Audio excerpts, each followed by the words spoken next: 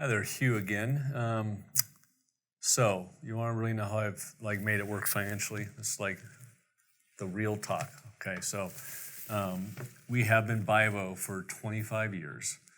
And as I look back on the journey, you heard about Ralph and about how we got through or into our first church plant.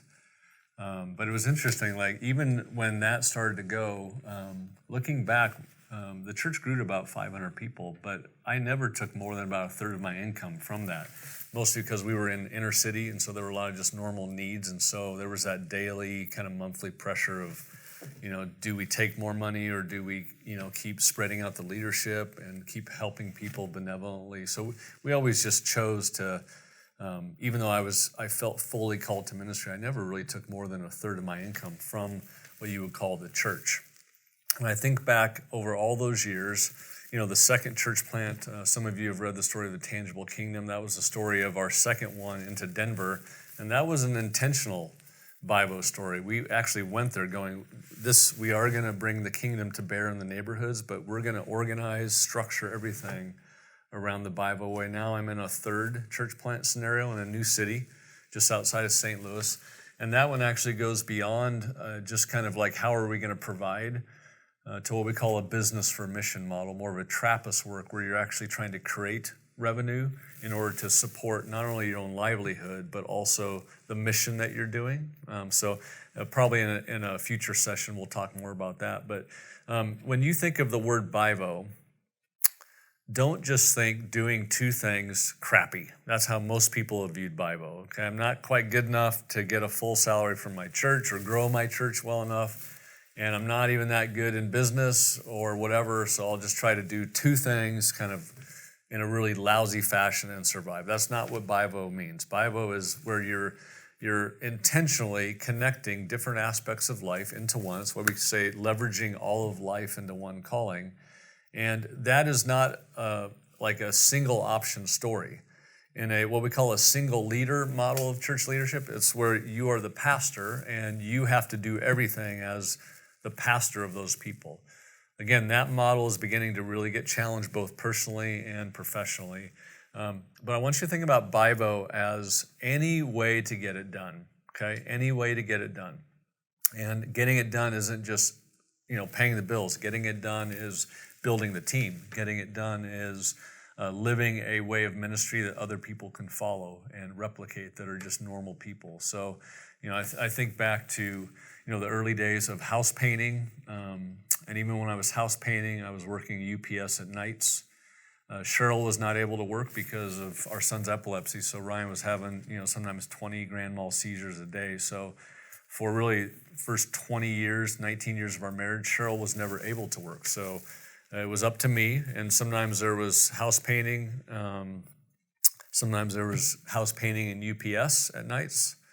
Then there became a support raising element that added. So it was house painting, raise support, get rid of UPS so I could get a little bit of sleep. And then when a few books came out, it became house painting, a little bit from our church, a little bit from a book sale, not very much, by the way. In fact, when our first book came out, I lost about $250,000 over 5 years because at that point I had a support base of about 60 people. Then I wrote a book, and then most people thought, oh, well then you're doing awesome, so we'll support something else. So had to go back to house painting when the book happened. So it's kind of funny looking back. There's lots of different stories of how this pieced together. And most times it wasn't that we had two things that we were trying to juggle. It was that we had 4 or 5 different buckets, is what I call them. Ways that God can provide for you. And so I just want to hopefully make the Bible word not a negative word, but a positive word for you. All right, so let's talk a little bit about what this actually practically feels like to leverage all of your life into one calling. First thing I want to start off with is really the team.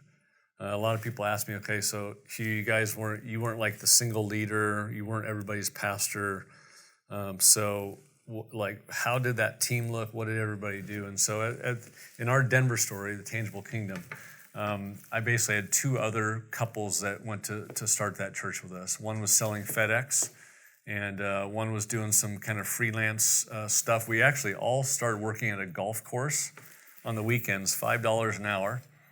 And some of that was because our wives got tired of us like not having like normal jobs or whatever. So like, just get out of the house. You're depressing us. So we went down to this golf course, and we all started working there, driving the little golf carts around. We did that mostly because we wanted to, learn how to play golf. Honestly, we were like, if we're gonna go down, we might as well like get a good handicap. So no, it was really more about meeting people.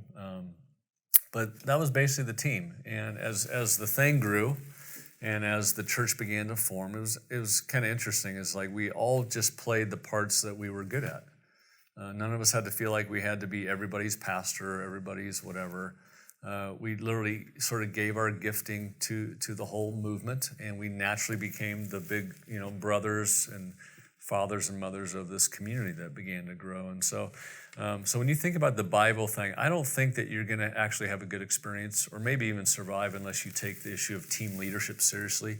Ephesians 4, what we call the APEST model of ministry, it's just coming out of the blocks, although it's been in the scriptures for thousands of years, guys. This idea that God doesn't choose one person to do everything for everybody, okay?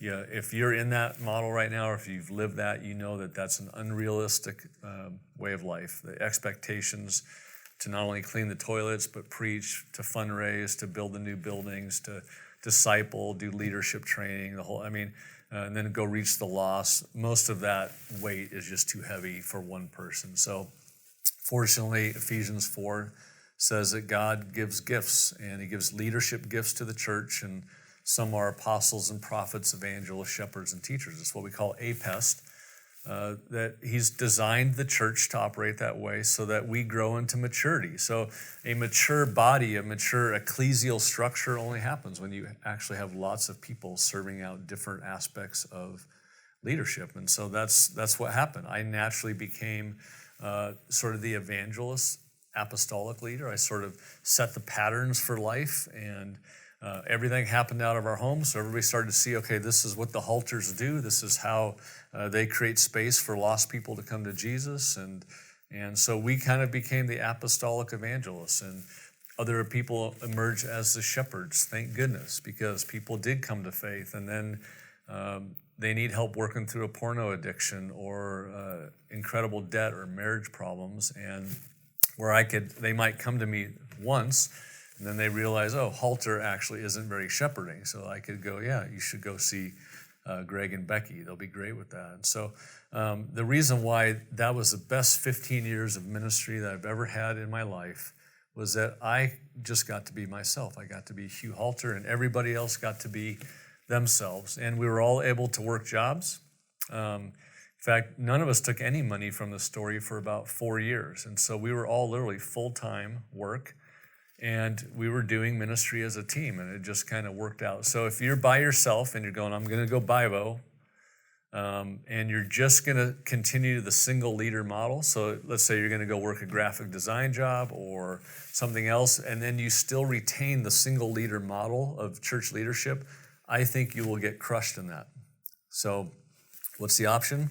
Team leadership, begin to recruit people that have different giftings according to that APEST, and you begin to rhythm your life together in community. Okay, so that's the first most practical thing I could actually say, and we'll talk a little bit more about the missional community, the neighborhood missionary community being more of a, I guess, the most important structure in the church. That structure is going to allow you to do life in team. If you still center it around a Sunday gathering and a building, then the expectations, even if you don't want it to be there, the expectations of the weekend service, it will be them saying, I want you to be my pastor, and you're going to get stuck again. So try to make sure that we're going team on this. Second thing I want to just reference is that this is, although you're juggling quite a few things, it's not just freelancing. It doesn't just sort of come together. In fact, I usually tell leaders, the more decentralized of a model of church that you have, or the more bivocational, the more team-oriented, the more intentional you're actually going to have to be. And so in the next session, we're going to talk really practically about the time management. So I don't want to waste time right now, but suffice it to say that if you are able to, what we say, multitask, if you're good at that, you enjoy different things, and you're pretty intentional about how you plan and think through the week and the months and the seasons. And if you're good at communicating with your spouse about what's going on, then you're probably going to love this. If you generally are not that good and you just sort of let things happen and respond, I think the bivocational life is going to be very difficult for you. I would plan my entire week every Sunday night. I'd spend 4 hours thinking through literally every half hour and who I was going to be with, how our team was going to orchestrate life together, when we were going to meet. And now it's not just juggling my calendar, it's meeting with my entire team going, okay, when's the best time for all of us to get together? So you can just see the bivocational life, it's not just a free flow and it works out. You actually have to probably be way more organized and intentional than even in the old single leader pastor model, okay? Third thought is just to think through, I don't even like the way I term this, it just sounds bad, but we talk about smart jobs versus dumb jobs, okay? And so obviously, many of you have tried this and you go, oh, that was a bad job. So a bad job for like a guy like me, I'm more evangelistic, more out with people. A bad job for me would be in a cubicle running numbers, okay? For some of you, you go, that'd be an awesome job. But that's really what we have to think through is like, what's the best job for what I'm doing? I remember a megachurch teaching pastor went through some of our training, and he came up to me and said, I am an idiot. And I said, well, nice to meet you. I'm Hugh Halter. Can you tell me more about that story? And he goes, no, seriously. He's like, I'm hearing all this bivocational stuff. He goes, I used to be I owned a real estate company, and we were the most successful real estate company in this small little town. Everybody knew us.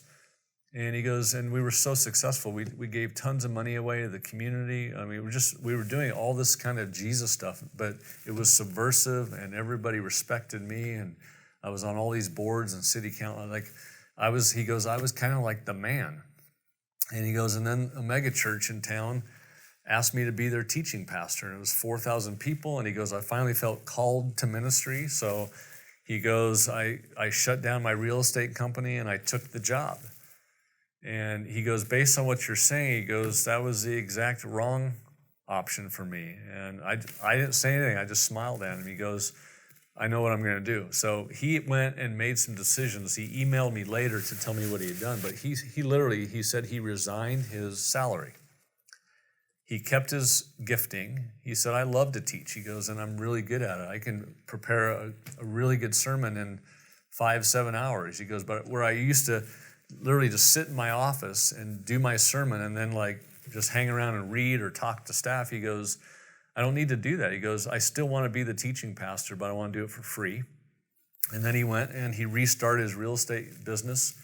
And, where before he gave up a $500,000 salary to take a $100,000 salary, now he's making, in fact, it went really well the second time. He made more money running the real estate company, close to $1 million a year. He became the man in the community again. And he was still able to give his gifting to the church. That's kind of an interesting thought, isn't it? Kind of outside the box. But that's the way we have to begin to think about this, is there are good smart jobs and there are dumb jobs. For him, the real estate was a very smart job. Let me give you a couple, smart jobs that I've seen, and I've seen them all over the world. I remember a guy we called Lego Man, and Lego Man learned that he could buy used Lego sets online and then resell them for 4 times the markup, and he just started to do that, and he's making about $250,000 a year. He says it takes him about 20 hours a week to do that. That's what we call a smart job, okay? Now you go, okay, I'm not that good at that. But that just gives you an idea. Sometimes just basic buying and selling is a really smart job. So if you're good at that and you can find something like that, you're literally just working out of your house. You can make your own schedule. That's what makes a smart job. You're able to actually have a flexible schedule. And so if you need to meet somebody for lunch or have a leadership meeting at 4 p.m. or whatever, you can actually do that. I think another smart job, honestly, is like a teacher. Smart job would be where you make at least pretty good money relatively quickly, or you actually are with a lot of people. That's what makes it a smart job. money resource or people resource, okay? So a dumb job would be where you're not making much money and you're not hanging out with people, all right? So a teacher to me is a smart job because you're with so many people. I think, if you're a junior high school teacher, you might be positioned in the culture at the tip of the spear. So, and you also have your summers off, and you have a lot of days off, and so that can be a really good job. Not a lot of money, but a lot of people. Okay, Starbucks, you church planters out there, Starbucks is a smart job. Tons of people, and not a lot of money, but good bennies, right? And that's a lot of money today. That's an extra $1,000 a month, and so most church planters, I say, just go get a Starbucks job. Just get started. When we were 60 people jammed in our home, 45 of those were Starbucks employees because it's a tribal environment, so you get the same people that meet the same people, and so that would be a smart job. One of the things that I did was what we just call fix and flips. So I would take a home, and we would just live in it for 3 years, and we'd flip it. And that was, outside of the house painting, which was, we had some good days and some bad days with that. The home sales in an upwardly mobile market is actually a really smart job. Again, because I have flexibility. I can pull off the job at any moment and go do something that would be more sort of Jesus-y or ministry. Real estate. My wife eventually, when Ryan went to live in an assisted living center, my wife took on a real estate job. And, at first it was like, yeah, just try to make a little extra money, but pretty soon she was actually out earning me. So I went, that's a smart job. So don't just think about yourself. You are literally not just leveraging all of life into one calling. You're leveraging all of your family. So be thinking about potentially dual income. That's obviously more of a standard, but think about it in the terms of leveraging everything. So I guess in some ways I was leveraging my wife. It sounds a little bit worse, but she loved it. It was very smart for her because it was mostly young couples that were actually moving into town. And I think we counted at one point about 9 couples that became a part of our church, actually came to faith because of her real estate business. So I went, bam, double whammy. We're getting, a lot of bang for the buck on that. So think about smart job versus dumb job. And by the way, just a caveat, a lot of people, when you're in an existing church, you go, okay, I don't like working for this church. We're not really doing what I want to do, and we're not that effective, so I'm just going to leave. And I always tell people, don't leave. One of the smartest things you can do is stay in the job. And just first, before you check out or punt, try to figure out how to rework your job description. And in most ministry contexts, honestly, although there may be some expectations that you don't like, they're still paying your bills. And in a lot of ways, if you reroute where you give your time and what you prioritize, most times nobody knows what you're doing. And the expectations that are put on you, you can still fulfill those. So don't just leave thinking the grass is going to be greener on the other side. Sometimes people just leave prematurely or before they've found something. So another maybe a Bible skill is don't leave till you have something to go to. But oftentimes I've seen people leave prematurely, almost in judgment of the church that they leave. And they call 6 months later going, look, this Bible stuff's not working. I'm having to go Home Depot and I'm Starbucks at night. And I'm going, yeah, it would have been easier if you had just kept the paycheck and just re-architected what you do with your time. So consider that. Hey, one caveat, by the way, only because I've seen this a lot with people that are entering the BIVO, is that they're coming from an existing church perspective where they're actually getting a salary, sometimes a full salary, but they're frustrated. Maybe you're frustrated that you don't like what you're doing, or you don't really feel like the church is that effective, so you're literally getting ready to jump ship to try the BIVO thing. And one of the things I tell people is wisdom would just tell you, don't leave something till you have something to go to. Don't be a pie-in-the-sky dreamer and just think that God's going to bail you out. The reality is that the rain falls on the just and the unjust. It doesn't just work out. And so use wisdom and reconsider leaving. Honestly, a lot of the churches that you work in that may not be, doing what you hoped it would be doing, a lot of them would benefit if you stayed and you brought some of the new way in. And in other words, it might be smarter for you to retain your salary and just re-architect what you do with the time. Even though you received the money, it doesn't mean you have to just do what you've always done. You don't have to just go to all the meetings. You can actually challenge or redirect time. A lot of times people they don't really even know what you're doing as long as you fulfill some of the basic expectations. So be faithful with that.